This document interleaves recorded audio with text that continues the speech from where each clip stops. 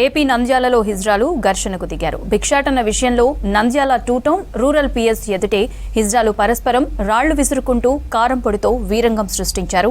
భిక్షాటనకు Panyam town హిజ్రాలు ప్రయత్నిస్తుండగా నంద్యాలకు చెందిన హిజ్రాలు అడ్డుకున్నారు. పిఎస్ ఎదుటే కొట్టుకోవడంతో పోలీసులు ఇరు వర్గాలను చెదరగొట్టారు. పలువురు హిజ్రాలను అదుపులోకి తీసుకున్నారు.